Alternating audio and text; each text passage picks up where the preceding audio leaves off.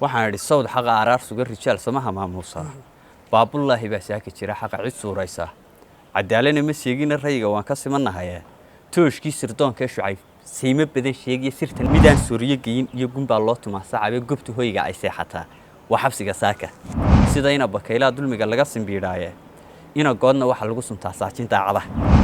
garaad maxamed sooyaal wax dhigisaa dambu qoriye sigsaag ay gunayso ma aha heega saacidee ma sinno adoomuhu caqlay kala sareeyaane saxafiyad bushaarana runta lagu saluugay inkastoo sifaad gobonnimo iyo sharaf lagu saaray oo hibadii Soomaaliyeed ee habla sidato sadarrada xaqiiqda qortiye sawdka tibinteedu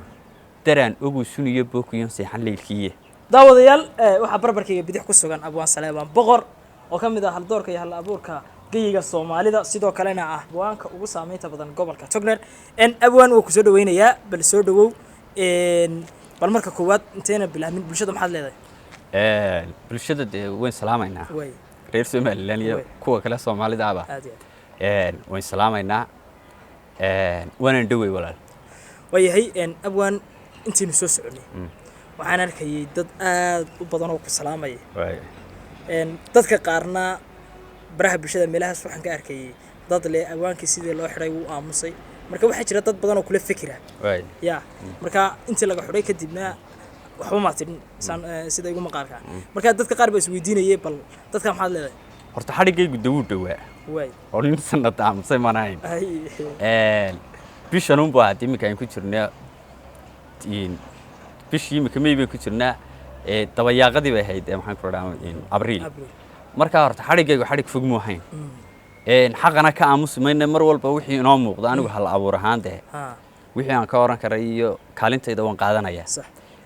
in xarig iyo waxa ku joojinayna meeyihiyo xaq in laga aamuso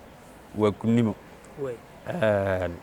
marka horta walaal weyn wadnaaye waxaynoo muuqato weyn sii deynaynaay waxa jirta gabay aad caan u ah oo la yiraahdo Sancadaale gabaygaas dad badan oo baraha bulshada ku jira ayaad ku xustay bal maanta gabaygaas haddaad noo akhrido muxuu ka bilaabmaya horta gabaygaas Sancadaale dad fara badan oo caan ah baa ku jiray waliba aniga xaggayga beestii award baan ka siiyay bari horaan bilada siiyay